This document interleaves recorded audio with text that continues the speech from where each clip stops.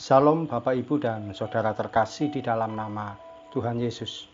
Dimanapun Anda berada dan dimanapun Anda bisa mendengar rekaman ini, kita bertemu dalam program Saat Teduh 5 Menit untuk edisi hari ini. Sebagai dasar kebenaran firman Tuhan, saya akan bacakan dari Roma 12 ayat 21. Firman Tuhan berkata, "Janganlah kamu kalah terhadap kejahatan, tetapi kalahkanlah kejahatan dengan kebaikan." Sahabat Kristus, kekristenan sebenarnya tidak mengajarkan hal yang susah, rumit, atau ribet. Pengajaran kekristenan itu sederhana saja. Salah satu pengajaran yang sederhana itu menyatakan, kalahkanlah kejahatan dengan kebaikan. Simpel saja, kita diminta untuk mengalahkan perbuatan jahat dengan tindakan kebaikan. Adakah kita sanggup?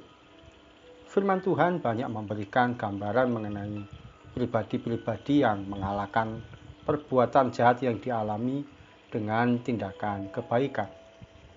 Abraham walaupun dicurangi oleh Lot, tapi memberikan kesempatan untuk Lot memilih tempat tinggal yang terbaik.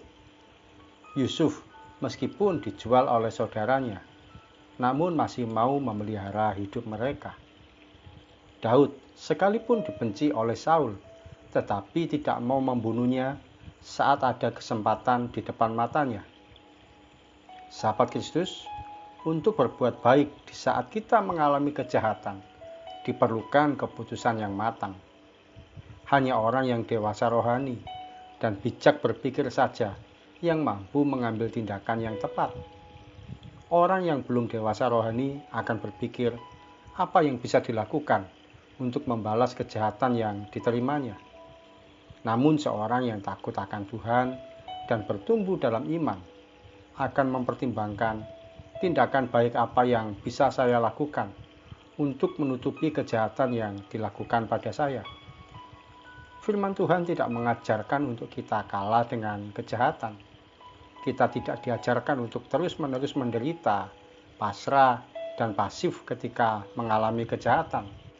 Namun kejahatan itu harus kita kalahkan dengan kebaikan.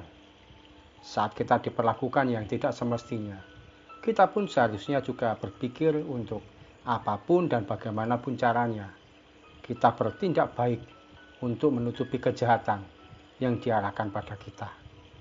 Mari kita berdoa.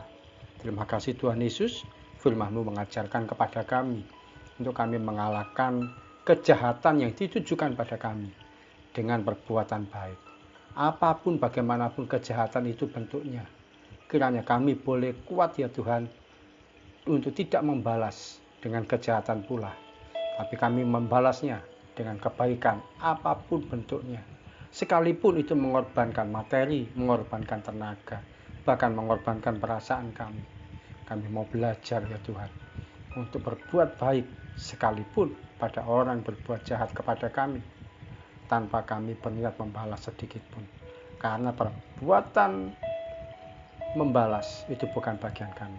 Tuhanlah yang membalas, Tuhanlah yang melindungi, Tuhanlah yang berhak untuk melakukan segala sesuatunya. Bagian kami hanya melakukan firman-Mu untuk berbuat baik pada siapapun, termasuk yang berbuat jahat pada kami. Terima kasih Tuhan, kami siap melangkah sepanjang hari ini. Berikan kekuatan iman untuk melangkah mulai pagi sampai nanti malam. Dan kami percaya berkat Tuhan ada atas setiap kami semua. Yang bekerja, yang sekolah, yang sebagai ibu rumah tangga, yang melayani Tuhan, dan yang melakukan aktivitas apapun dimanapun. Perlindungan Tuhan nyata atas kami, rezeki dari Tuhan itu kami terima. Dalam nama Tuhan Yesus kami berdoa dan mengucap syukur. Amin. Sahabat Kristus, berbuat jahat pada orang yang jahat itu biasa. Berbuat baik pada orang yang baik juga wajar. Berbuat baik pada orang yang jahat, itulah yang disebut berhati emas. Salam dari saya Pendeta Ogi Raharjo dari Mitspa Ministry.